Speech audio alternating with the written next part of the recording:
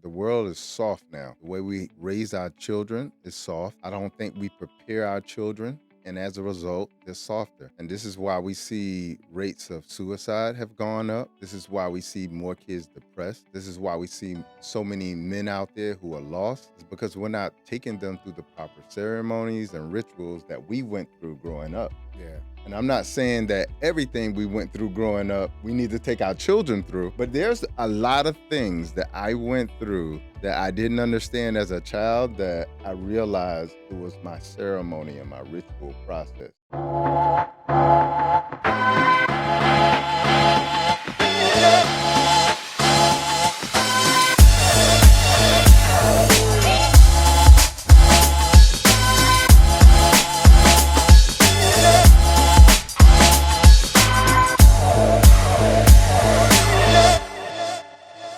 What's going on, everybody? It's your boy Rico Hundo, back at it at 8 at the table. Everybody, listen, if you've been liking, subscribing, and showing support and love, I love you.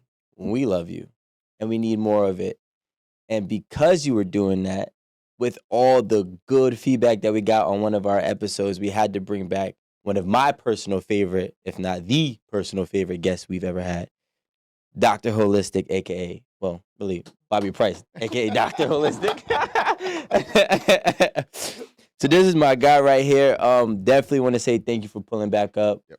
Our last episode, don't know if you know, but it did phenomenal numbers. I mean, in my personal opinion, I thought we had a great conversation, but it was very insightful. Actually, before I even get to that, do you got anything that you want to say to the audience? I'm excited that you're here. Man, that was a lot of love from the audience. And so I want to say thank you for that. I'm very thankful for that. Man, I love what I do. And so when I get the opportunity to do it and get the feedback that has changed people's lives, then it feels good. So it pushes me harder to go harder. And being here once again now, like that was our second time meeting because we Yep. met in DC and then I came here, we did the interview. Now I just feel like I'm coming to see one of my homeboys. And I know y'all always hear him, but now he's actually going to be hanging out with us on the couch so you can finally see him. I know y'all been saying that in the comments. Where is Alan? Where is Alan? Well, Alan's right here hanging out with us today. What up? Just hanging out. Which leads me to my topic, or one of the many topics for today, about toxic masculinity. So do you think that toxic masculinity is a myth or is something that is just to weaken the men? Well, we have to clarify it. You have to define it first. And I think that what has happened is we put a label on something that we didn't define. Mhm. And what's happened is you made a generalization about all men by putting them in this box. Yep. And so, as you were saying before, like, is it possible for kings to be participating in toxic masculinity? My answer to that is no, because that's not what kings do. You understand? So kings don't operate in that fashion. And there's a book I can't remember the name of the book, but really what that is toxic masculinity is really boy psychology. What do you mean, boy psychology? So you have true masculine manhood psychology, which is an adult man. He handles things in the area of not only providing, but from a moral and ethical standpoint. He also has a duty to society, to women, to children. That's a man. Boy psychology, like a boy doesn't understand that. He hasn't gone through the experiences. He hasn't gone through the rituals in life to be able to understand the consequences of his actions. Yeah. So a lot of times when people are talking about toxic masculinity, what they're really talking about is boy psychology. They're talking about boys. Just an immature. Yeah, but the label is being put on this whole idea of the male, Manhood. which is unfair. Because when you think about it, if there's toxic masculinity, there's toxic femininity too. So really what it is it's poor behavior with human beings. Mhm. It's not necessarily, toxic man only. It's you have human beings who make very bad choices. And I think that's really what I see And what we do see men who make bad choices. You see men who are violent. You see men who often, you know, not only act out in violence physically, but verbally, Mhm. emotionally as well too. But when you look at what a like divine masculinity is, men who operate in the divine masculinity, you'll often see that they're emotionally intelligent, but they're not emotional. And what you see with boys is they're emotional. Mhm. And those are the men boys that are very dangerous. Those are the men who are boys that walk into schools and shoot them up. Those are the men that hit women. Whereas a man who is in his divine masculinity would never think about touching a woman. Do you think that men have, in a sense, been the ideologies that's been pushed on us over time kind of put us into this box? So, example, it's very common you sleep on the couch tonight. And that's been a message, right? She's mad, you get the couch tonight. You're in the doghouse. There's other ones. Happy wife, happy life.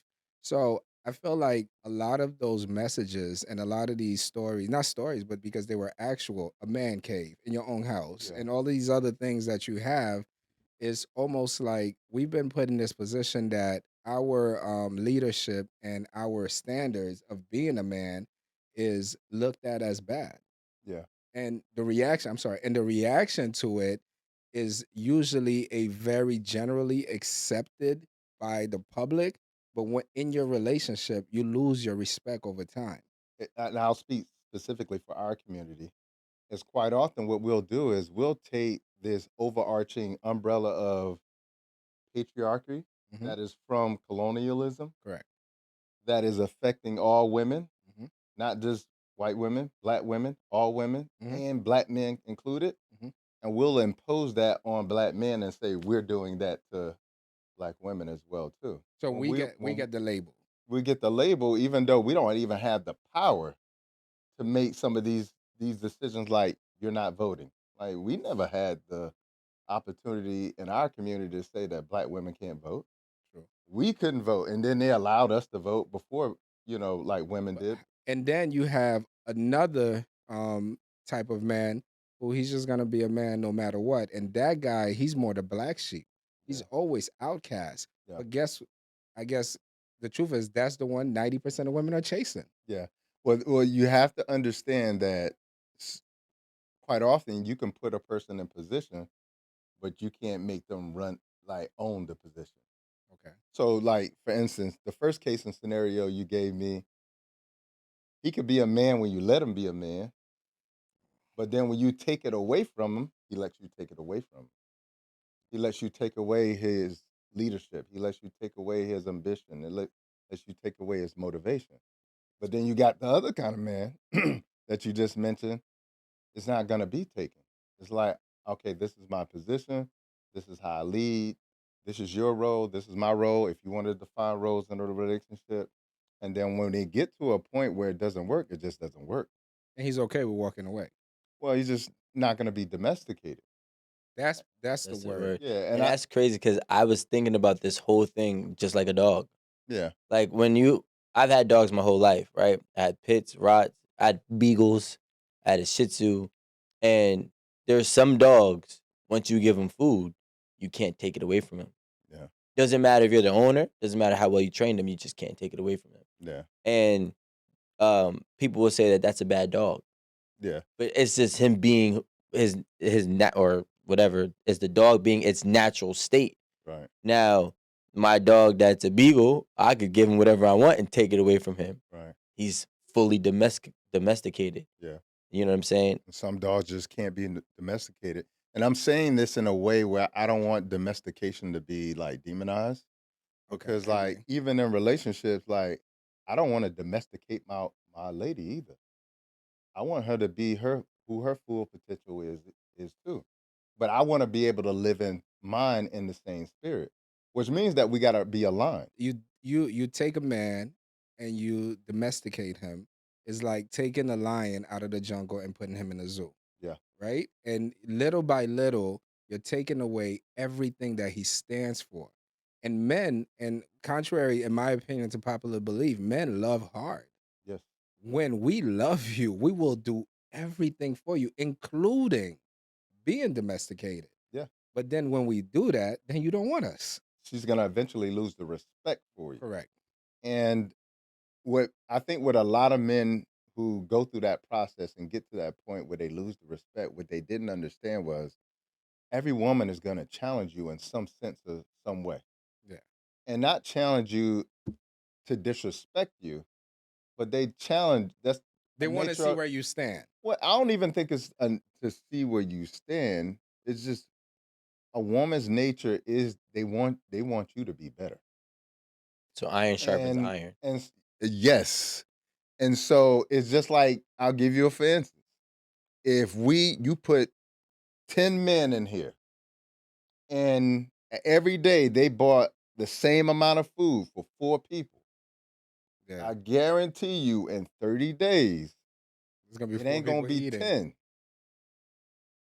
There's 4 men that are gonna rise to the top. I, And then eventually it's gonna be one that rises and th- above them all. And so that's what I'm saying. Like when you come into a relationship, it's not necessarily a negative thing to be challenged. They talk about this in the book. What is it called? The way of the way The of superior man. yes. the way of the superior. That's a They good talk book. about this. They talk about how a woman does challenge a man. And again, like when I say challenge, that's a triggering word for a lot of people because they think that they're challenge you for the sake of just challenging. Or But it combative. It's just and that's the thing. Well, I agree, right? They do challenge you to help push you better because or push you higher because realistically, the right woman understands that she's on your team. Yeah. And she knows that and if you are a man, you are the leader. So in order for her to keep you on your team is to continuously challenge you. But combative behavior is way different, which is where very people different. get misconstrued. The healthy way is to challenge you where you need to be challenged at. See, here's the thing. We talked about the 2 different men. Mhm. That second man that you mentioned isn't gonna allow that can happen once, but the second time it happens is gonna be it's gonna initially be a look, and then the second time is gonna be a full conversation. The third time is probably gonna be, all right, I need to do something different. You see what I'm saying? And so it's really important for men to sort of this is why it's so important for men to now have communication skills. I agree. And a lot of men don't have the communication skills to kind of because a lot of people don't know what they're doing because they've been taught wrong. What false narrative and myths can we break? Well, I think in society, men have typically been put in a role where we're always sort of like subjugated to be second in the family. So, like when we're walking down the street, I'm on the side of the curb. When it's time to go into the door, like you go in first. When I sit in the restaurant, I sit with my My, back my, my face to the facing the door. door. Yeah, correct. Like we're always in a position where we're always subjugated. All right. It's Mhm. like even Father's Day, like don't look Nobody's nothing checking like for us. Mother's Day. No one's checking for us. And Socks. so we're always in that position. And I think that is a very negative thing that we need to break Okay. because it diminishes the importance that children see their fathers as. So I think that we should be breaking those narratives and creating a new narrative on how we should look as parents together. But I think also what's really important is, again, like there are so many unresolved traumas and dramas, not only in us individually, but in how we think about relationships. Because when you look at the narrative that is on the internet, most of the narrative you hear within our community, you don't hear any of that going on in other communities. They're not talking about the conversations we're having, they're not even having those conversations. How did Well, we get here? And I'm not trying to get like super deep with it Yeah. because I know systematic racism does exist, and I do know that every time we build, it gets destroyed, and Yeah. we have to rebuild. We're constantly fighting, and I get that. If we're constantly fighting the world that we're trying to build to be better, how did it internalize? Now we're fighting within our own homes. You wanna chime in? I mean, just look at how it is. Yeah. Uh, Habits creates behaviors. Behaviors then lead to Mhm. characteristics. And your characteristics then determine your destiny.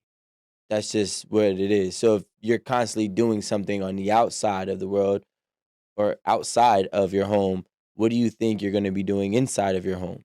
The same thing that you're accustomed to doing. Like when we talk about toxic masculinity, that is now a new day and age term. I really believe that it was derived just from trying to equal the playing field. Okay, let's take if a man has too strong of boundaries, he's controlling.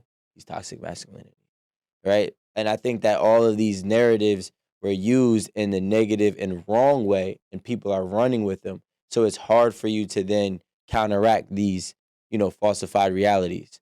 And then, that's your outcome. We just have that same redundant, systematic, oppressed mindset, and we take it, and then it curates into our personal lives with our relationships, with our peers, and with our family.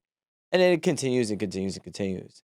And I think that the real important thing to break it, Aaron's not here, but a solution-based thing, is to make sure people understand with our voices and voices like ours, what is the way to navigate through things?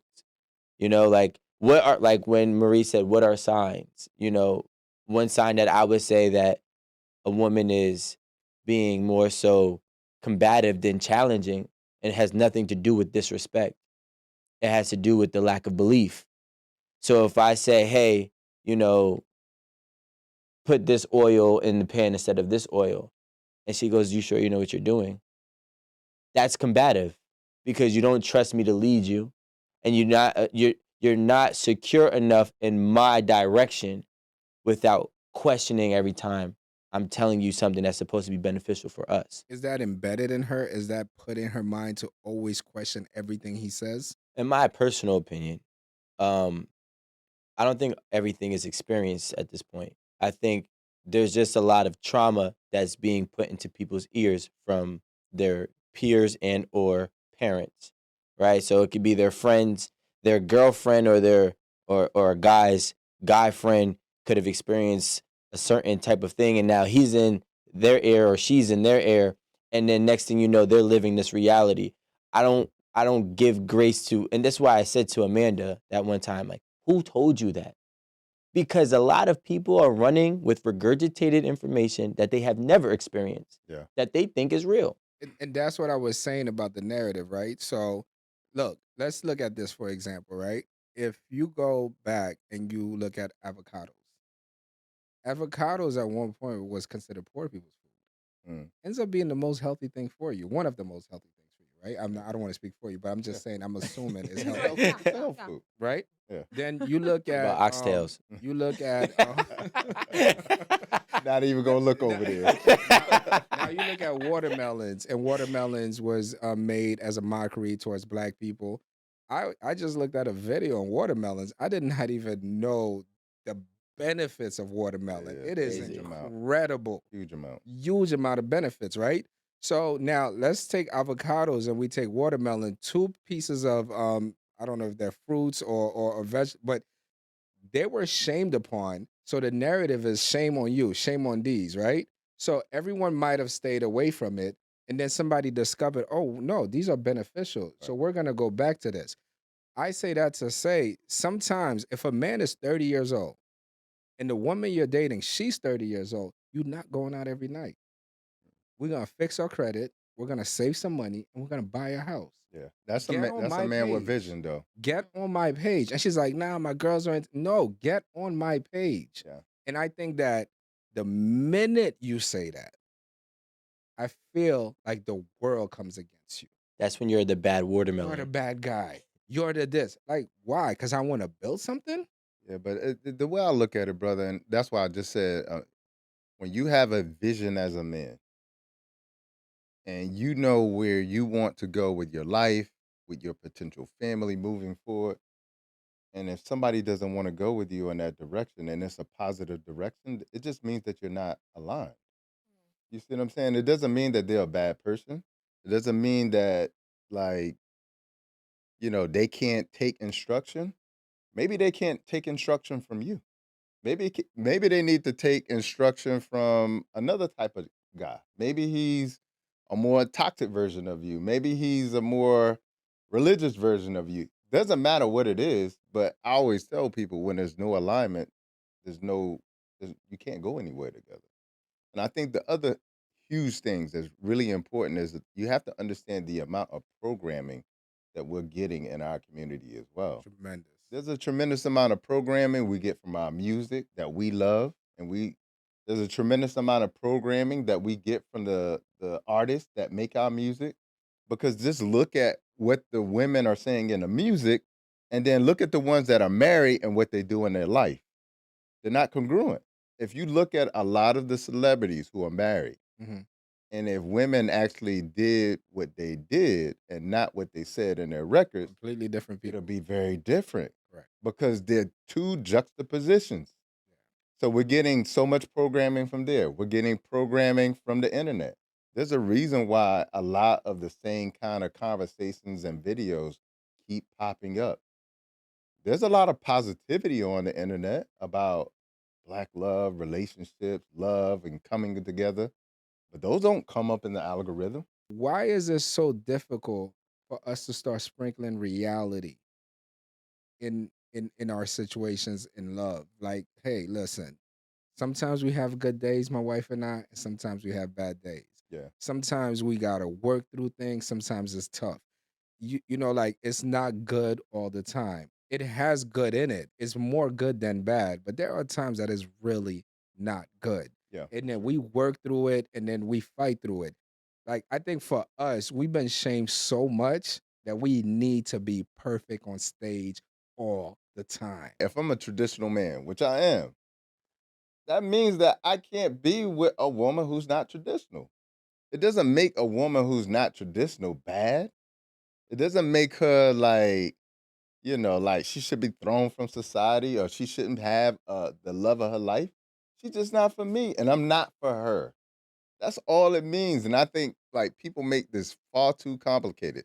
I look at things in a very simple light. Okay, look, and I'm very honest too. That's why I wish Stefan would have came tonight because We he'll gotta get tell him, you yeah. like, He'll tell you yo, what it is. you know where I stand. So you just straight up. Yeah, in a nice way too. Like, How do you do it? Like, let's just say Dr. Price is dating, beautiful girl. You yeah, like her. yeah, Good family, yeah. good education. And then she just did that thing that you like. It just I wasn't instantly say something. right away. Instantly. See his Like, face. like His face. yo, it's like 2 minutes, and because I always, yeah, I literally process first Okay. because when you care about something, emotions are gonna come up first. Correct. So I process. It takes me like So you gotta feel the emotion first. You I allow allow yourself myself to feel it. feel the emotion. And I ask myself what it is. Is it my shit or this is Hurt. something we need to deal with? Okay. If it's mine, I don't say anything. I need to deal with that. That's on me. Okay. But then if it's us, I'm saying something On the spot. on the spot. Like How do if you we out adjust? at dinner, I'm like, yo, let's go to the car real quick. Let me holler at you. Let's talk. Cause I don't what we got going on ain't for the world. Okay. In private. Yeah. In private. And so I'm gonna have a very detailed conversation about not only how I felt, but like what my standards are, what my expectations are, and then I want to get her point of view. Okay. Tell me like what were you thinking in that moment? So then maybe I got it wrong. What if she got combative? I'll be honest with you. I never get that. Like I never spaz out about anything. You stay on your cool shit. Yeah, cause I do the processing first. That is, I learned that Got a lot of years work to ago, do because and I never really understood it. I think my wife and I, we were like having a disagreement about something, but I was really upset. Yeah. I mean, it was like really, really upset. And then I took a second to feel the emotion. And when you feel the emotion, you actually could control the energy Yeah. for it to go how you want it to go. You're like, oh, that's the emotion that I'm feeling. This is what I feel at the moment, and this is what it is. My brother Richard always says, he's like, a lot of people got broken DPMs. I was like, what the hell is a DPM? He said, decision making process. Yeah. He says a lot of people's DPMs are broken. Yep. They're just bad. They don't have good DPMs. It's like whenever you see somebody act out, just be like, yo, that DPM is no good. Yeah. Because that decision making process, that part of their brain just doesn't operate well. And let me tell you something. The way you handle, and I don't like that word handle, but for lack of better words, the way you handle a woman in a moment where you have concerns, the way you handle her, it makes all the difference. She'll be able to trust you.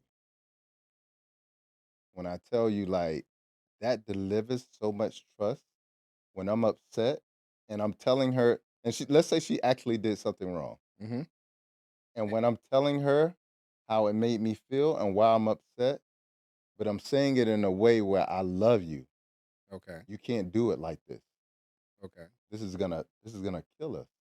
I want us to be together. It's like a warning. It ain't even a warning. It's a profession. I'm professing How it's gonna go. how I feel, and also not only how I feel, but I'm communicating my standards. I'm letting her know, like, all right, you said you wanted the traditional man, right? All right, like, I'm always in a mode of protecting you, but I can't protect you if you don't let me. If I switch you from the being on the outside to the inside, I'm not controlling you. Like, I'm telling you, I'm willing to take the hit from the car for you. Like, so you got to be able to surrender. Like, and this is gonna require me to surrender too, because now I'm talking to you now. Like, I'm feeling some kind of way. Because you're upset. Yeah, and I'm upset because I love you. But I'm trying to I'm surrendering in this moment, but I need you to surrender in your moments too, so that we can be vulnerable with each other. Now, That's how you act when you could be vulnerable when you feel protected, but it can't be a one-way street. You can't feel protected and I don't. You see what I'm saying? No, I agree. but there's also the back. I- Look, there's another side of the spectrum on that approach Yeah. that does not go the way that Yeah, it might that's go for what I'm you, thinking. That's right? exactly what's going so on like in my mind. in the reality, I feel as if there are men out there who try that approach and they get shunned, Yeah. they get belittled, and when things get very, very, very serious, right? Whenever that breaking point happens, in which it always does, in every relationship, right? That's when the belittlement really starts. I don't even know if that's a word. Belittling. Belittling really starts, right? Yeah, that's what. And so for me, that would be when it happened. It wouldn't be when it start. That will be when it happened. But you got to back up even one more step. A man is gonna be judged by how he chooses this woman.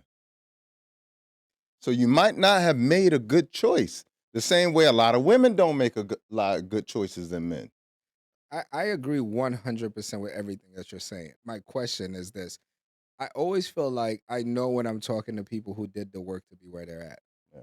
They did a tremendous amount of work on themselves, mentally, physically, spiritually, everything. They did the work, and like the book we were talking about, The Way of a Superior Man, they earned their way to that top 10% of men. Yeah. So they've earned what their value and their worth is. Absolutely. And I think that it's almost like there's a lot of men that are out here who are good men, but they just don't do the work, and they're just in this cycle of bad.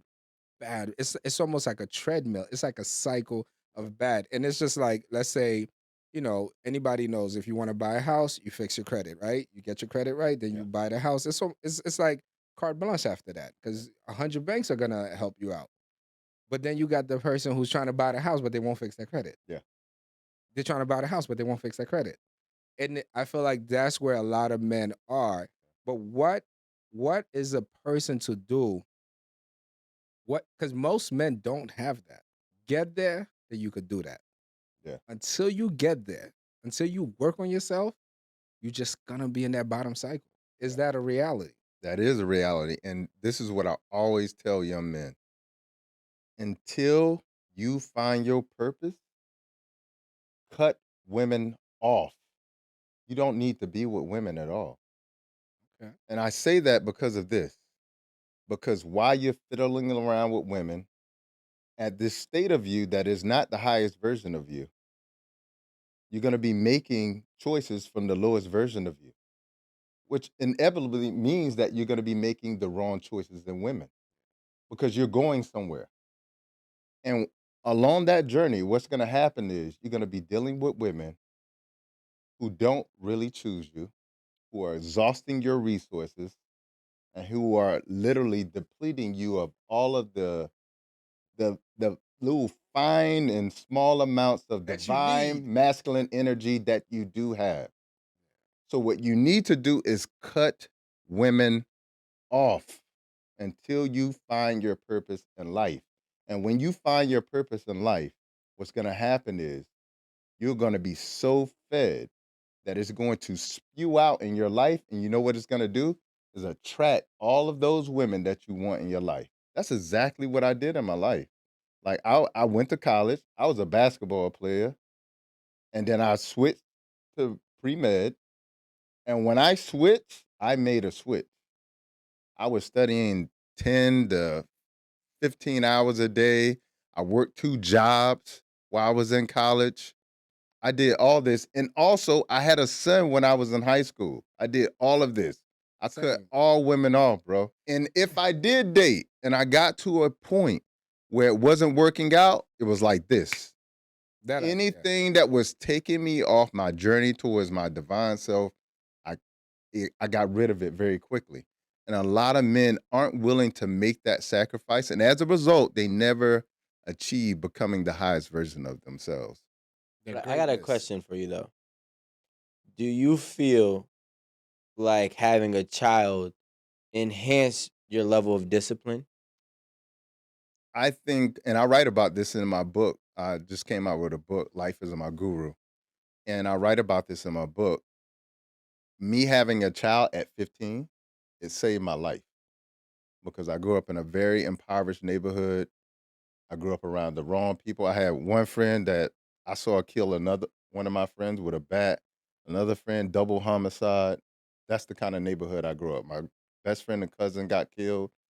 I grew up in that environment. And so I went from literally like a crew of 10, like it was two people left, me and one other person. And so when I got to that space in my life, I felt like God said, I'm going to help you out. The I'ma only force you way to- I know how to slow you down is this. And it slowed me down because I wanted to be a good father. But here's the juxtaposition. Me and his mother didn't work out. And it wasn't always a great situation, like the communication between us two.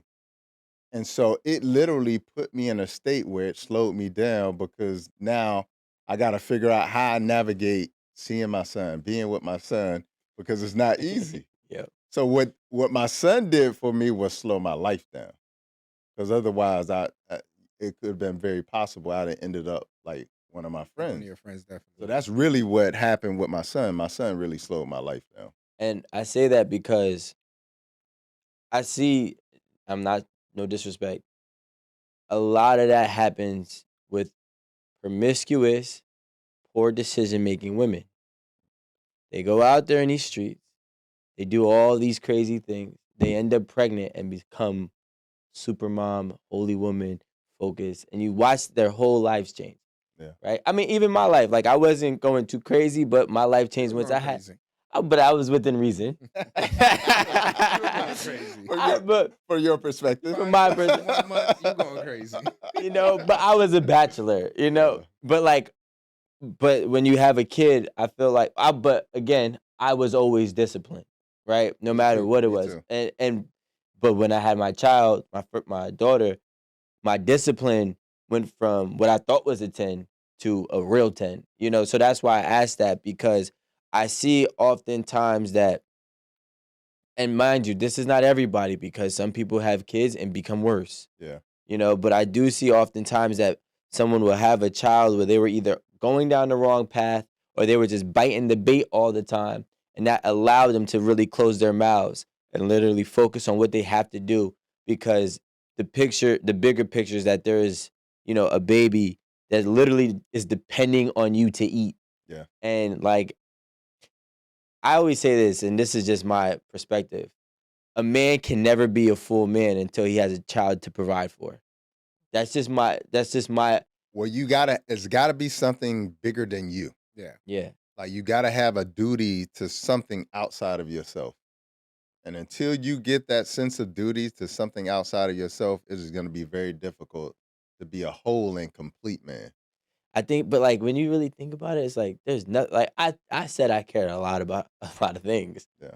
Nothing like my child. Like Yeah. there's nothing in this It's the world. same thing. I mean, my wife got pregnant when we were 17. We had a baby at 18. It changed my focus. Yeah. It really got me focused, and I think that it helped me skip, which is the next question that I have for you. So men usually criticize women, not all men, but there's a lot of men that criticize women. Whole phase. At when you turn 30, you're not gonna find nobody, and it's sort of this narrative on YouTube. It's a narrative on social media. Yeah. Well, going off of what you're saying, it's like, well, won't you guys take the focus off the women for a second? You're dating, you have no resources, you don't have anything, you're 21 years old, you're spending most of your time going to a club buying bottles that you really can't afford. Right. You're doing all of this stuff. You're doing the most at the end of the day, and you're playboying around, and you're 21, 25, 26, 27, and you're kind of like wasting your best years. So isn't that your training period as a young man, 20, 18, 19, you're gonna need 10 years to get a skill. So if you start at 21, you'll have it by 31. If you start at 19, you'll have it by 29. But if you start at 30, not that it's impossible, but I think that we exhaust ourselves. Like, it's just more difficult when you get older. Yeah. One of the big issues is that youthful vigor is what can fuel your discipline. Like, you combine those two together, like that's when all the possibilities happen. And so I think what happens with a lot of men is by the time they get into their 30s and they don't see themselves as this is what a 30-year-old should have. For all the men who did make the sacrifices, that's who they have to be compared to, because that's who the woman is going to want. Yeah, That's who 80% of women are going after. correct. The man who did make the sacrifices in his 20s. You see what I'm saying? It's just, and it's no different like in high school. Like when I grew up in high school, like you always saw like the girls going dating the guy who had a car. Yeah. Sometimes he was like 19 or 20 years So- old. That's the juxtaposition. It's like women get to see their best years during those times. Correct. We have to work Yeah. and earn and grind during those times. And I think that's where a lot of men are making mistakes. And I think it's easy for men to make this mistake. When people are saying that men get better at 30, 35 years old, and men are more in demand, they're talking about the men who put the work in their 20s. Yes. Yeah. Men think I'm 35. I'm more in no, we're not talking about you. We're talking about the guys who put work in their 20s. They sacrificed most of their 20s. Yeah. They didn't do a lot of stuff in their 20s. Now they're 35. Now they're 30. They have the funds, the resources. We have men and women. I'm just gonna put them into the generation topic now, because I don't even think it's a gender thing. When growing up, the age group that I'm in, we watched millions upon millions, more likely than not, people live their life backwards. They would work from 20 to 45, 50, and try to live their lives at 50. Yeah. And then we understood that they never were able to live their lives, and they were miserable majority of their lives. So now everybody nowadays is trying to live their lives forward. Yeah. That's why you got women that say, okay, don't settle down, go have fun for your 20s. That's why you got the men that's like, yo, you know what, I'll get to that. And they're more procrastinating. Yeah. Now, there is foundational proof. There are proven concepts that if you do, live life according to the previous generations, there are provided results. But now we're having, for the first time in life, more provided results of 20, 21, 24, 27-year-old millionaires than ever before. Yeah. Right? So I think that we're just at a point in life where there's no balance because we've proven your method wrong, but you've also proven it right.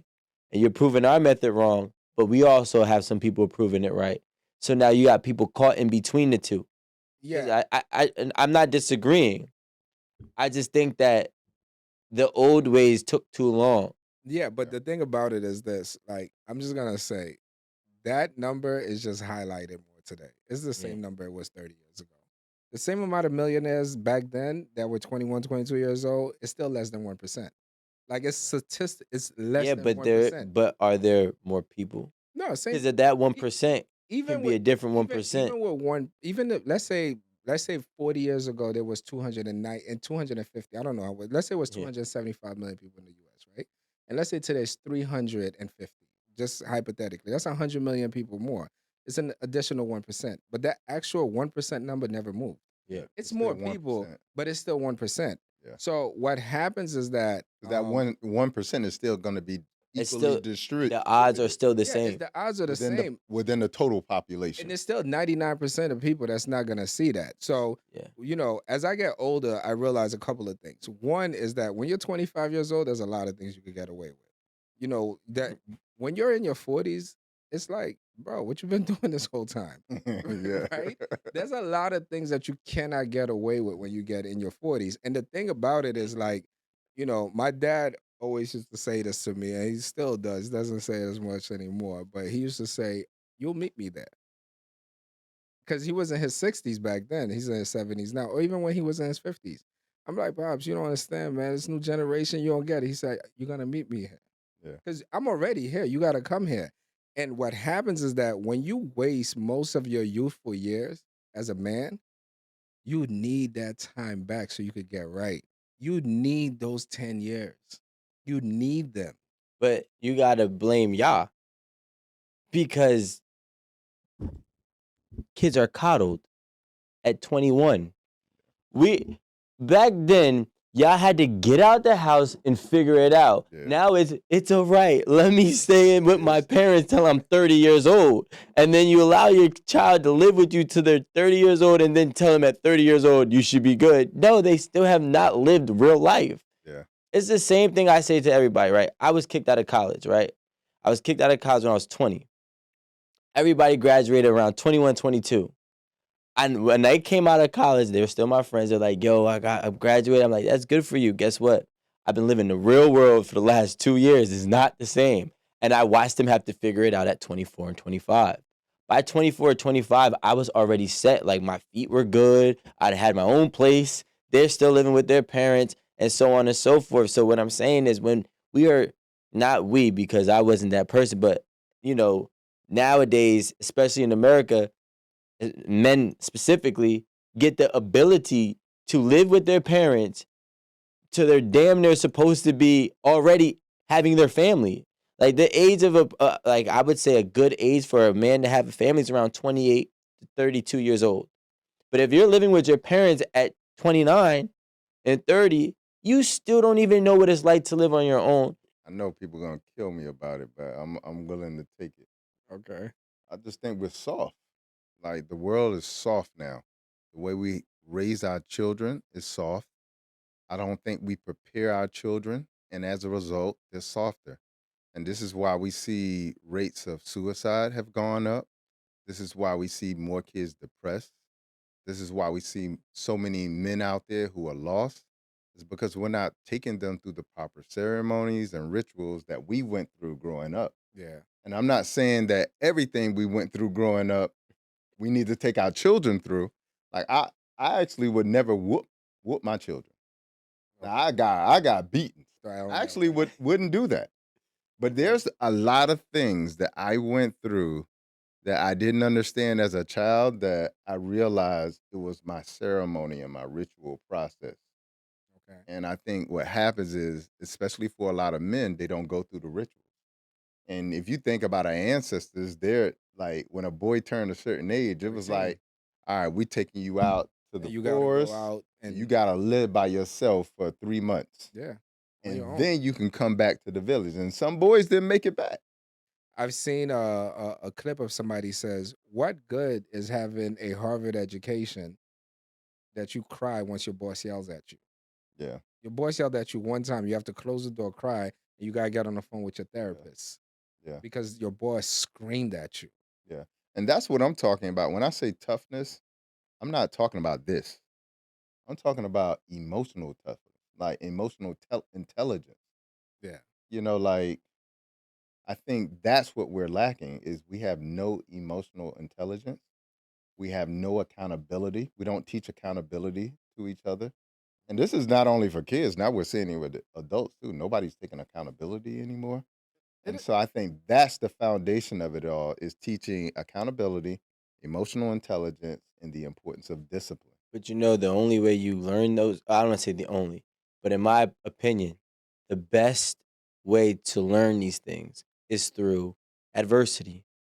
And we try to take adversity away from everybody we love. Yeah. That's just what I've seen. Yeah. is resiliency a part of emotional intelligence? Absolutely. And the reason why it is because to be emotionally intelligent, it means that you have to be able to navigate your emotions. Okay. And like I was telling you guys, a chapter in my book, I call it fall down fall down 8 times, get up 9. Because it's like in life, you have to be prepared to get up Y- because you're going to fall. Yeah. And people have this notion that when you fall, you fail. Especially in our community. Well, But when you fall, it doesn't mean you failed. It means you just hit the ground. And the longer you stay down there, that's what equals failing. And so, what I'm always telling people is that if you want to understand how life works, life is always teaching you, it is always educating you. And it's just if you're willing to be a willing student. And so, if you look at life from the standpoint of life is happening to me, then you're going to always be a victim. But if you look at it from a standpoint of life is happening for me, now you understand when I fall down, when I fell, It's trying to prepare you. it's like, all right, why did I fall? Oh, I tripped over that thing right there. I wasn't supposed to even go that way. All right, got to go the other way. Okay, I fell again. Why did I fall this time? Oh, I ain't tied my shoes up. Like, there's always a How do we reason. get there? Because I feel like sometimes that even if you have the courage, Yeah, you have the persistency, you have the goal how to keep going, but sometimes when the exhaustion happens to you, like falling 8 times and getting up on your ninth is really the truth. It is the way, yeah, right? Um, but the first time you're strong, the second time you're strong, the third time you're stronger, the fourth time you're strong, the fifth time your spirit, you're willing to go, you're willing to keep moving, but you're exhausted yeah, because life sometimes just it life like to pick on the strong. yeah. I really believe that. Life like to square up with the That's a strong. victim mentality, though. I'm gonna challenge you there Okay. because life ain't picking on you. You are not receiving the lesson. exactly. That's why he's giving it to you again. So you're not a good student. It's just like Rocky, right? In the movie. It's like you can't just like stay down. Nope. I'm getting up. I'm gonna be so resilient that you quit. Like there's one of the Rocky movies where he's fighting a fighter. He wins the fight simply by getting up. They both knocked each other down. Yeah, I think I remember He That's a gets very up, the other guy doesn't. That's the only reason why he wanted to fight. You look at him at the end of the fight, he that. looked He looked like he lost crazy. the fight, Yeah. I but remember. he got up. But that comes from understanding that this game isn't about, who could throw a punch. Could take a punch. I could take a punch because like I want a lesson. I want a lesson. Hit me. Throw that right hook so I know where to duck. Okay. You see what I'm saying? Like when you come with the uppercut, I know exactly what to do. That's what life is just trying to teach you. And if you can't get that, if you got a bad, if you got a bad vision, a peripheral vision, and you can't see that right hook, you getting knocked out, Well, and if you it's just gonna always come. if we change it, right? Change the concept of getting knocked down. Yeah. First and foremost, nobody gets knocked down 7 times off the rip. You got knocked down twice, had to get back up 3. Yeah. Then you got knocked down 3 times and had to get back up 4, so on and so forth. So it's never that it's exhausting. If anything, it's just building endurance. And if you use the Rocky analogy, in that movie, when he gets getting punched and he's getting punched, he actually stopped fighting back. And they were like, Rocky, what are you doing? He said, I know what I'm doing. Mm-hmm. And what he was doing was he let the person throw all the punches that they can. So he understood how hard it can hit. And then he attacked once he knew that that person was weak. And that's how he won the fight, right? So now what ends up happening is we forget that life is throwing us punches, like you said, to teach us. And instead of sitting here saying, okay, cool, let me try to fight back, why not just receive what is being given to you? Yeah. I'm a firm believer in what you said. Nothing happens twice by accident. Nope. So if something's happening to you redundantly, it's because you're making the same decision in a different way. And life is saying, yo, I'm trying to get you to go left, bro. And you going right. you just want to go right. Like you're not listening. Yeah. But how do you take that, right? How do you take that and explain to someone who basically who's destroying their future? Yeah. Like you looking at the person, you like, you know, Rico and I had a conversation, and we have conversations all the time. Now it's different. Yeah. Like we have great conversations, but before, let's say a few years ago, I'm like, nah, you got that in about 5-6 years. Yeah. He should be like, nah, nigga, 5. Oh. He be like, nah, my boy. Nah, my boy. 5-6 months. Yeah. And then now when we have a conversation, he's like, nah, I got a 5-year plan. I got 7-year plan, because it does. I was take reaching. time. I say 12 months now. But like 5 more years, I'm hanging this shit up. But the thing that I'm saying is, like, if we're talking about like a generation of young men, whether they have wealth, whether they blue collar working and doing well, whether they have no money, all three are in a lost space. Yeah. Like completely lost. Yeah. Yeah. You know, it's just like you let these women talk to you any way they want. Like you're just doing everything, and like I'm like, damn, bro, how is it gonna turn out for you in 15 years? Well, you got to understand and I see it a lot with a lot of men who go through a lot with women. If you don't have a vision, then everything is poured into your woman. And there's nothing wrong with loving your woman, but when everything is poured into your woman and you don't have a vision, when you lose her, you lose everything. But here's But at least when you have a vision, that vision is always there. But here's the question for you, Dr. Price. My question is it because I don't want to go take no hits? Because to be a man, basically, you got to go out there and take some hits. Yeah. And I'm talking about some real hits. Yeah. And painful ones. Yeah, for sure. Why not just stay in the comfort of safety under her bosom? Yeah, because safety. You're living a depleted life. You're living a shadow version of yourself, and you know it. And guess what? She know it too. That's why she on your ass. You see what I'm saying? She on you because she knows that you're not achieving what you're capable of. What does she get out of it? Nah, but What some does she give it women, out? She's hoping. Her hope is that this is going to inspire you into a trance of focus, discipline, and going after whatever you want to go after. Even if it doesn't include her. No, False. never. Yeah. Never. No woman thinks like that. It always includes her. It's always for her, actually. It's for her. Yeah, so but that's the idea. And again, sometimes here's the thing, like sometimes it starts off very positive. It's like, baby, I believe that you should do this, and she'll even support you, give you half of her tax return. Mm-hmm. And then it go from that to like, Mixtape. it's a mixtape. It switches up. So then men got to be honest with themselves. Yeah. I think Like, that's difficult. come on now, look at the whole process now. Now, if it started off like that in the beginning, okay, cool. But if it was a gradual process and she got to a point where she was so frustrated, now it's disrespect, It's tough. it's tough. I think it's I have tough. a question for you, right? Yeah.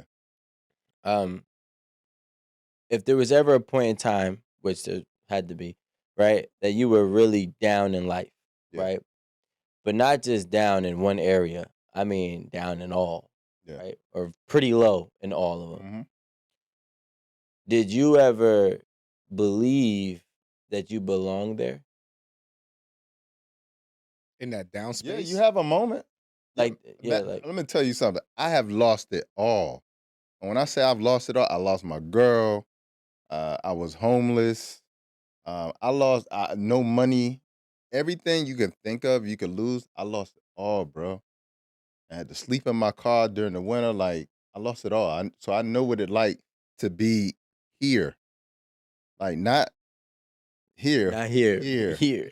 Like under who you believe like it was even possible for like your situation for you to be in. And there's a moment where you feel like, because I definitely felt like that. I mean, this happened after I graduated undergrad, and I had 2 degrees, 2 science degrees. And there's a moment where you're like, what did I do all this for? Like, is just not meant for me. But then there's a moment where it's like, I always tell people, you got 2 voices. One is championing you at all times, and the other one is like, Go left. Never gonna Go be left. nothing. you see what I'm You're saying? gonna be stuck for the rest of your life. It's like you were born poor, you're gonna always be poor. Like that's the other voice. That's the system. And you gotta choose which one you're listening to. And the one that you listen to the most and the one that you give the most attention to and the most energy to, that's the one you feed. That's the one that's gonna get louder. So the reason why I asked you that is because I feel like that's the main separating factor.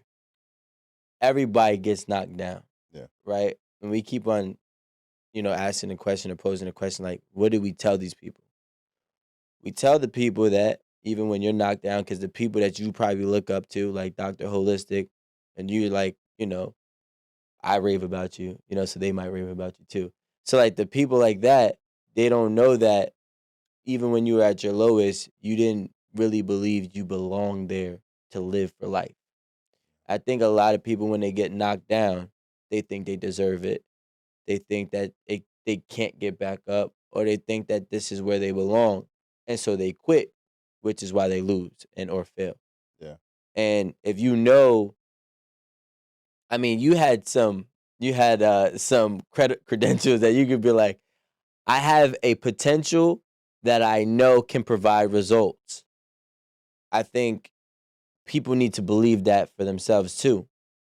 Even though some people, the whole world is going to tell you you're crazy. I saw Fetty Wap giving out mixtapes at Montclair State University.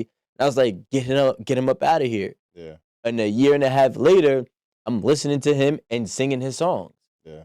Right? But he's probably one of those people who believed that he was going to get what he deserved out of life, Yeah. no matter what, and no matter what process or season that he was in, similar to yourself, Yeah.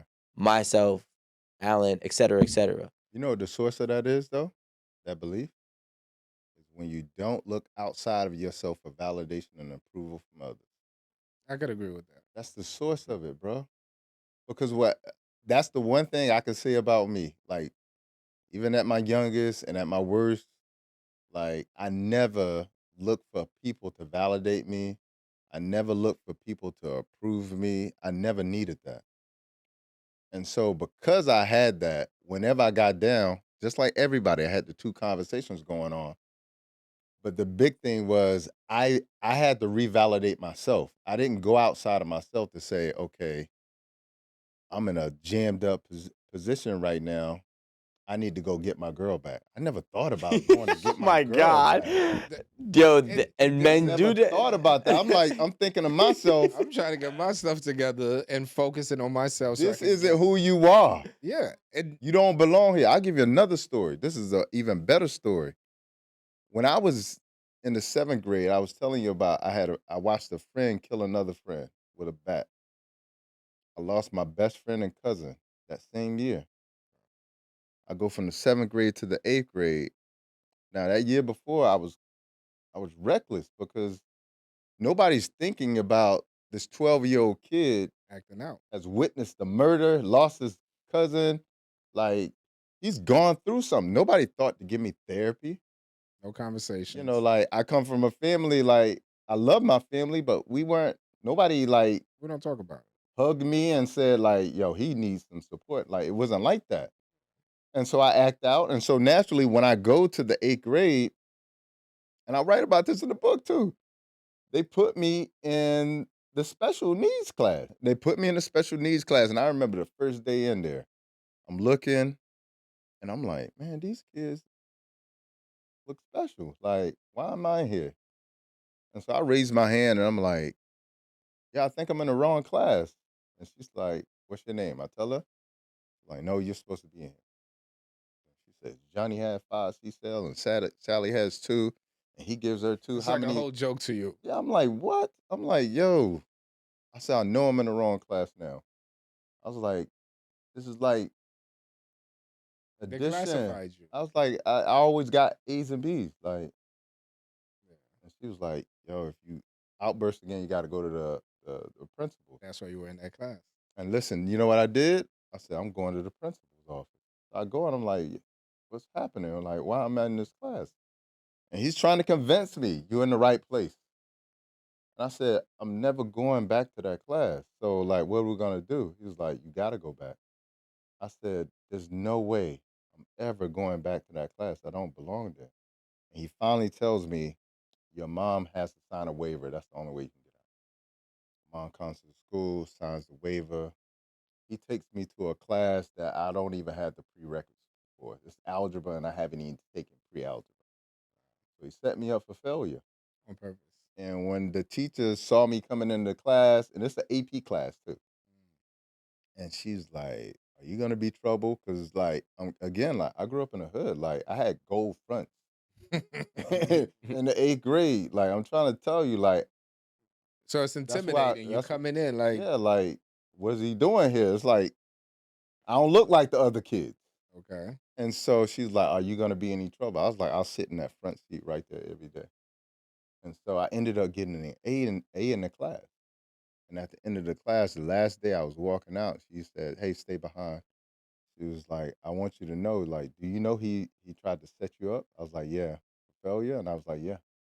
She was like, "Well, you need to remember this every time somebody does this to you because people are gonna do this to you again. So you gotta understand in life, like that's how it is. Like you're always gonna be put in positions that you don't want to be in. You're gonna be in places that you don't belong. But you have to be brave enough to say, I'm in the wrong place. I don't belong here. And when people try to still keep you there, like they tried to keep me there, you got to be brave enough to say, I'm getting the hell out of here by any means necessary. And so that's where the resiliency comes from. It comes from every moment of life. Life is not trying to put you down into a box. What it's trying to teach you is the importance of you standing up for yourself and knowing where you belong. Because every time I did that, it said, okay, you know where you belong now. All right. So we in the good classes now. You're gonna do your work. All right, you're doing your work now. The next year, I'm doing my work, and a professor comes to my class and he was like, hey, I heard you got like 100 on the anatomy test. I was like, yeah. He was like, I want you to meet this doctor. So he takes me to the doctor and I meet him. And he was like, tell me all the bones in your face. And I tell him all the bones in the face. And he was like, all right, so you need to go to this class and this class and this class and this class. And that's what happened every time. Every time somebody put me in a position and then they try to throw me in a box and then I climb out of the box, somebody else showed up and was like, I see you. And that's what people got to realize. Like the world isn't against you. It's just trying to make you affirm the direction that you're going into. Safe to say that when life gets harder, that's about to be your biggest blessing. Yeah. If you know you work so hard to be at this level and gifted more than anything, it's just a gift, right? That you receive from if somebody believes in God, or if it's just a gift. You have a gift, right? And then you use the gift, you recognize the gift, they test the gift, and it's like gold. They test it, oh, it's real. They test it again, oh, it's Yeah, real. They yeah. test it, right?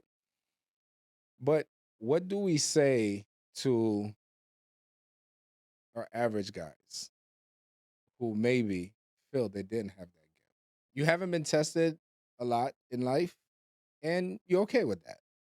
You live an average life, and you're okay with that. So that's your balance, right? And you don't get your gifts if you choose to live an average life. You don't get your gifts. Like that's how it works. And I think a lot of people choose to be average, and nobody is average, but they choose to be. So you don't get the opportunity to experience your gift. So let's just say you have a kid out of high school, circumstantial, I did. and you got a good woman, she got a good job, and then you end up getting a good job at the GM plant, and you just work, and then you save your money. Are You you happy? probably not. I'm just saying, if you're happy, you're good. If you're happy, you good. Okay. But are you Yeah. fulfilled? If you happy and you fulfill with your family, Well, you want it to be a you DJ. good. You want it to be a DJ. You like, Okay, "Nah, you I'm want to gonna be leave a that." DJ, But you like, then I'm gonna leave that alone. I'm gonna focus on this. Now 20 years pass, and I'm just like, yeah, I'm No, good. 20 years past, that's when he starts DJing. well but that's part of the emotional intelligence that I'm talking about. Most people overlook how they feel about a situation. They know they want a DJ. They feel it, but they overlook it. They sweep it under the rug. They pretend as if it doesn't exist. And then what happens is over time, it itches you so bad that now you can't hide it anymore. Life will force you to it. Yeah. I'm I'm pushing for people to be the best and highest version of themselves, Okay. not comparative to me, Rico, or anybody else. Okay. So if you achieve the best and highest version of you, you're done. You made it. You made it. Now the journey continues. It's a journey with no destination. But you're striving to become the best version of you, not to be on TV or be a millionaire. None of that stuff matters. Like me having money or degrees, it just worked out that way. It matters. It matters. Yeah. It matters to society. No, I No, think it matters. no, let me tell you In why. my opinion, Let me tell you I why. don't think it matters. it matters. All of this came with it. When you're in and being the highest version of you, you are a creator. Correct. You are part of source. The same way, like the first words in the Bible is talking about in the beginning there was the word, And the word was with God. and the word was with God, The word was God. and the word was God. Okay. So the things that you are telling yourself, okay, when you become a creator, now that conversation is gonna roll in your head. And it creates. And it creates. And it creates. And so it doesn't matter what you do, It keeps you're going creating. to be abundant. If you having negative thoughts, you're creating. Or average. If you have doesn't average matter. thoughts, you're creating. I'm saying the money doesn't matter because I'm in the spirit of the creator, because I'm tapped into source, it comes with it. So it doesn't matter. I could hustle my whole life to make $100 million. Yeah. And I could end up just putting so many hours in. And then there's this kid, he's just born with $100 million. Right. It's just that I'm trying to figure out Well, in your balance. a lot of it is your resistance. And sometimes you wanting to pull people along with you is creating the resistance to it. And we tend to have that nature in our community. Very. Well, we want to pull everybody with us. We taking But everybody. that's a violation of universal law. You're violating universal law. You cannot have dominion over people. And whenever you attempt to have dominion over people and control their lives, even if it's in the positive, you're in violation of universal law and you're creating resistance to your own flow. So it's so important that we realize there are things that we need to surrender and let go. And most of us don't want to let go of them because of, whatever reasons. I talk about like the guilt that I felt for a long time leaving the hood. You still feel it? Sometimes It feels like it's somewhere, right? well, It's there's not still completely gone, or part of it is still old programming. okay. You're like, I spent 18 years in programming in the hood, Facts. and all the bylaws of the hood, I followed them to a T. Yeah. And so that programming is still there. So I realized some of that programming I'm still switching off. Some of it is very silent and the new programming is louder. And so, yeah, I still feel some guilt sometimes, but I also realize how futile that is when it comes to my new understanding of how life and God works within me. So it becomes the surrendering part. I have to surrender that. It's just like in this whole space of helping people heal, it requires surrendering. Because if I attach myself to their results, then I'm constantly going to be telling myself I either healed or didn't heal somebody. All these people you're healing, does it pull your energy? Because you heal a lot of people, even from the last episode that we did. How do you recharge? It definitely used to, because there's this saying around who will heal the healer. Yeah. So like I think people forget, like, like this guy, he reached out to me one time. He was like, "Yo, I was reading your life path number, and I saw your birthday, and I saw the numbers in your birthday." He was like, "Everything about you said that you were supposed to be a healer." Mhm. He was like, "So it's amazing that you are, and you're doing it in the way you are." And he asked me the same question you asked me. And at the time, I didn't have an answer for him because everything was going out. Mhm. All my energy was going out. So I felt myself saying, like, at some point, like, I probably had like 5 more years left in doing what I was going to do before I just disappeared on my farm. Because it pulls so much out of you. Yeah, because you care so much. Yeah. And I have to watch people die sometimes. And sometimes it's because they refuse to get over the food addiction or whatever it may be. Sometimes it's they refuse to resolve those unresolved traumas, whatever it may be. But like I'm there with them and I have to experience that. And that's the part that used to really take me under. But now, through a lot of new understanding and prayer and a little bit of elevation in my life, I just have a new understanding of it. Because you could see them, like, let's just say they're eating Snicker bars, they're drinking the soda, they're stopping 3 times at McDonald's. Yeah. They're doing all of this stuff, and you see it, and you know, like, I don't think they see it. No, they can't Because see it. They're in it. if I'm eating a Snicker bar and a cheeseburger right behind it, and I'm doing that, I don't see that I'm dying and killing Right. myself. But someone who is healthy and has those lenses that heals people, you see it as clear as day. Yeah. And especially for our community, because at the end of the day, when you think about it, and what I was telling them was like, I understand your struggles because again, like in college, I was broke. I remember going to the grocery store, and this is when they like first started doing checkout at the Hmm. grocery store, like self checkout. I would steal food, and then I would come back the next week when I got money And pay. and scan it twice and pay them back. So I've been there. I know what it's like. But I always tell people is that you got to realize like the system is rigged. Yeah. It's designed for us to eat unhealthy food. Like, look what happened during the pandemic with the whole chicken sandwiches and The the Popeyes, chicken sandwich Mhm. beef. Like, who got the better chicken fried sandwich? fried Mhm. chicken. Yeah, yeah. And not like a guy shot and killed somebody in a restaurant. That's the level of addiction that we had to food. It But did you is. hear about what happened with that? That they actually did a test on a chicken, and I believe the Popeyes chicken sandwich had 50 total ingredients. As 48. Well, yeah, and over 40 of them were man-made. Yeah, so Popeye's chicken sandwich has 48 ingredients.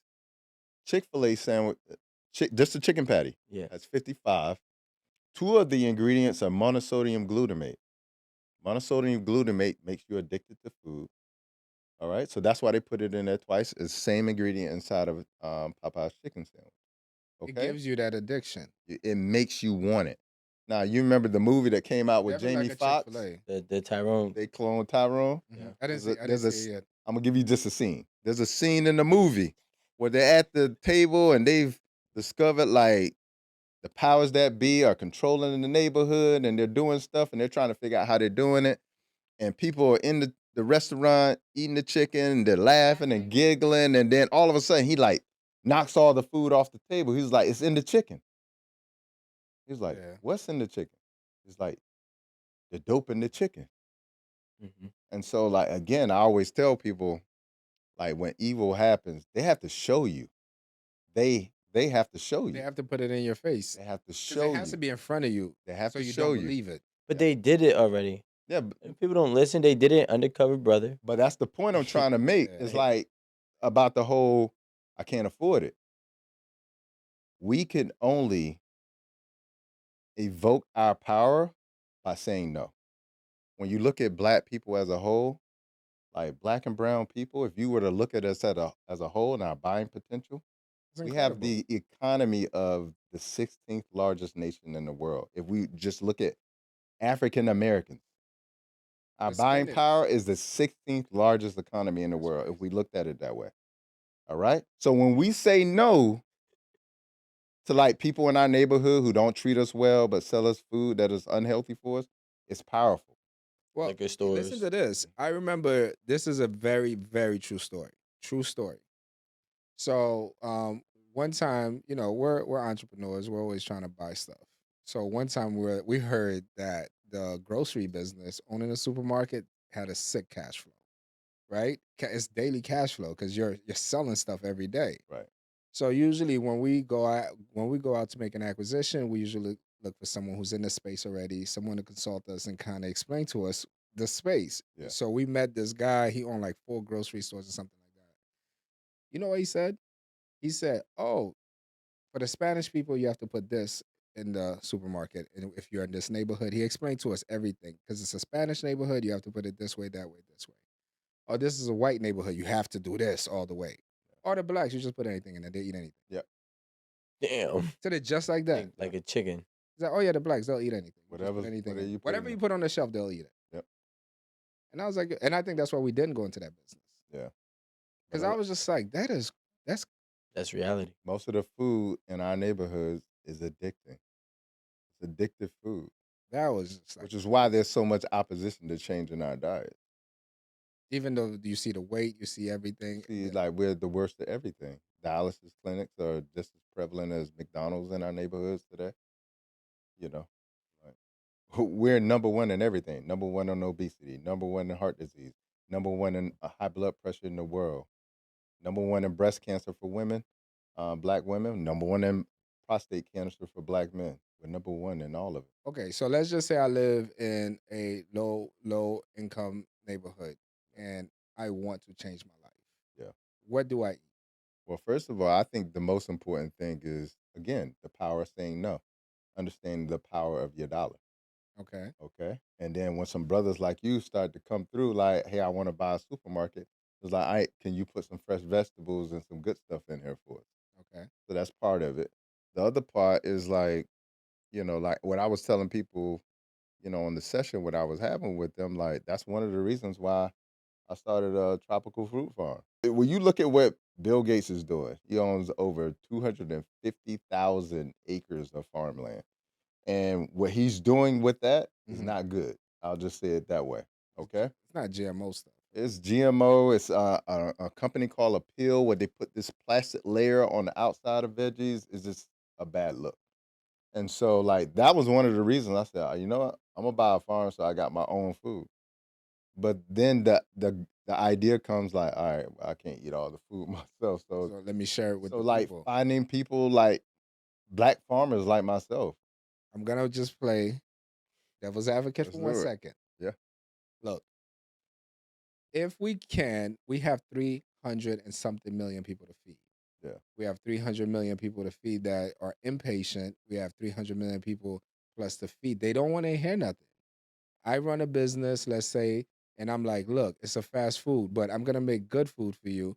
But I gotta put, 60 pounds of chicken to put out for the day. Well, 60 pounds of chicken is not enough because they want 300 pounds of chicken. Now I gotta call the farmer. The farmer is like, well, we don't got 300 pounds of chicken that we can give you every day. So unless we inject this, Veggies don't take that long. Veggies easy to get. okay. Wow, I'm plant based. And I ain't got to worry about the hormones in the chicken.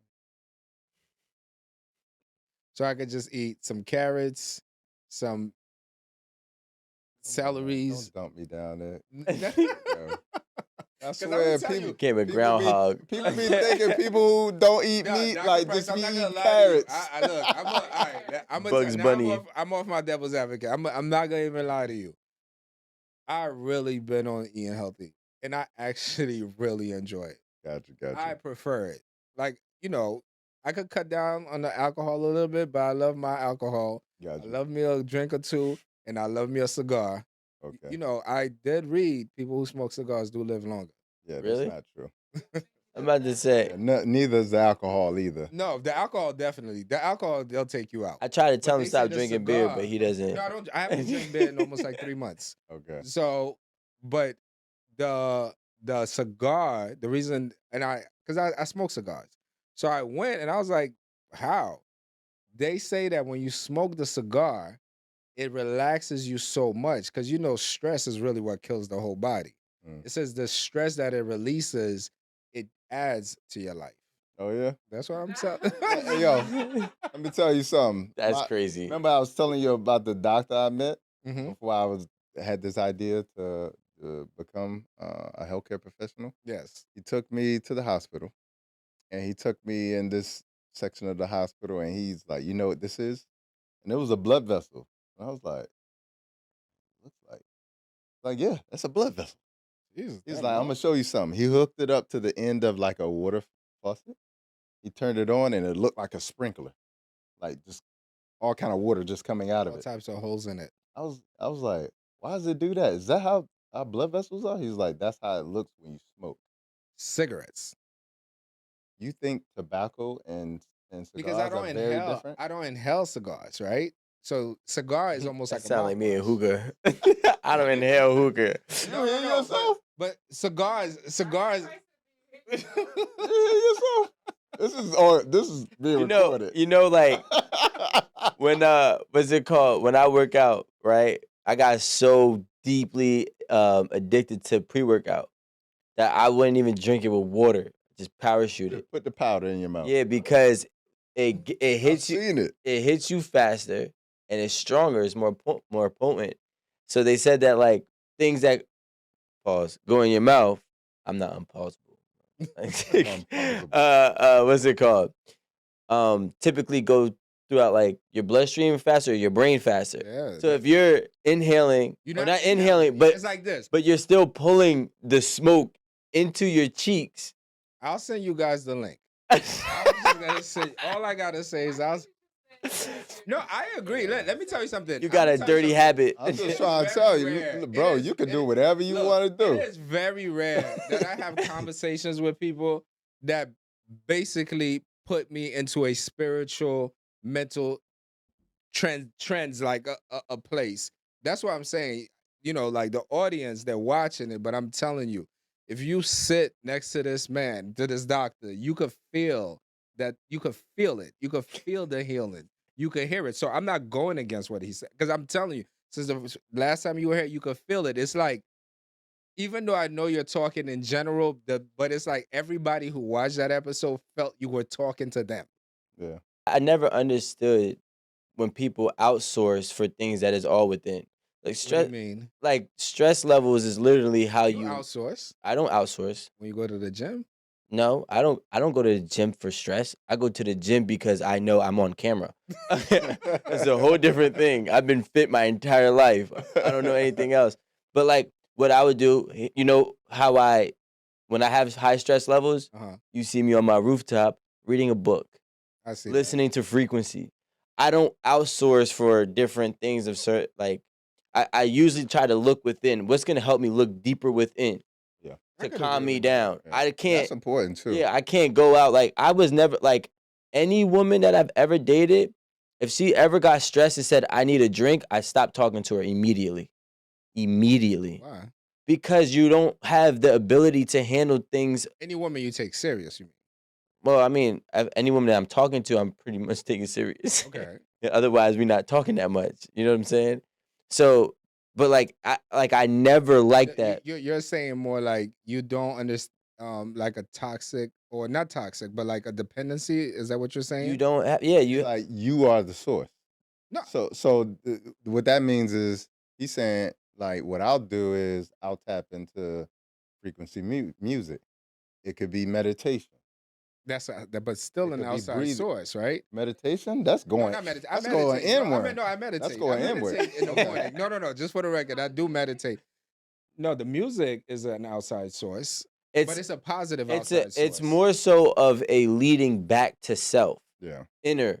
Like As if long I as it does this. yeah, if it goes inward. Now, what happens is when but you're not inhaling.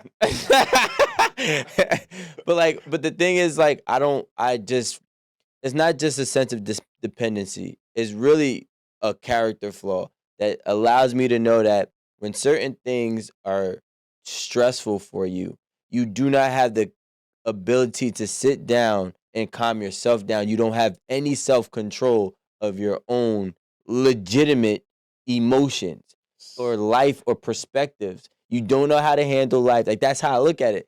That's why when people get stressed out and they get depressed, I can honestly say I've been depressed one time in my life, right? And that was because reality hit me. Outside of that, You said reality is true. yeah, like that's when I was like 23. I was like, oh, this is real, Yeah. right? But outside of that, it's like, all right, I don't really get depressed. Like I might have to sit down. I might have to revisit myself and Yeah. and ground. But like, Like what you know is good for you, commit to that fully. Don't do it in moderation. I was just telling him, moderation kills people. Yeah, I heard you when you said that earlier. That whole thing about in moderation, it's not true. Want to know why? Because everything we're talking about is addictive. Everything we're talking about has an Food, addictive alcohol, quality to it. tobacco. And anything that makes you addicted to it, including people, is not good for you. Definitely.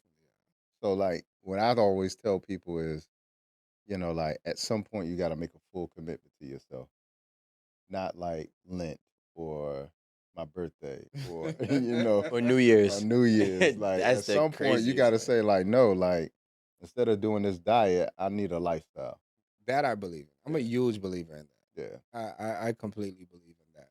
Do you think that however many people that were on the earth were fulfilling a purpose or their purpose, I should say, not a purpose? Well, I think I have a different perspective on our evolution as human beings. Okay. I think we have evolved away from ourselves instead of evolved. Mm. I believe that at some point, the reason why our ancestors were able to create things like the pyramids of Giza or the Dogon were able to know all of the planets without having a telescope was because we were in tune with senses that we no longer are in tune with. So I believe that we were actually More higher in consciousness and awareness and more in tune with nature and God and source and spirit. And as a result of that, I believe that we were able to sense our needs and be able to fulfill those needs. So if we had a vitamin D deficiency, we would know what plant to go to. And so that's why we have such a great understanding of herbal medicine and food as medicine. And that's why we were talking about it 5,000 years ago, is because we were in tune. So that's really my perspective on things. I believe that we've evolved away from ourselves due to technology, industrialization, and our need for convenience. Um, Before you go, is there anything that you want to tell the viewers about that you may have going on or coming up or Yeah. So yeah, new book out. Life is my guru. A lot of the stories I talked about today are in the book, and the book is essentially about how life is essentially teaching you, and life gives you a curriculum, and what life is trying to teach you. So I give people that through my life stories and also some principles. So check that out. Also got a plant-based cookbook that people are loving as well. It was number one for a while as well too. And just looking forward to connecting with you. You can connect with me at drbobbyprice.com, Dr. Holistic on Instagram, DOCTOR spelled out, and Dr. Bobby Price on YouTube. And with that being said, I already know that he shut this down. Please like, subscribe, drop a comment, tell us how you feel, tell us what you learned, and share it to somebody that you love and make a full commitment to yourself in the words of Bobby Price. We'll see you next time at 8 at the table.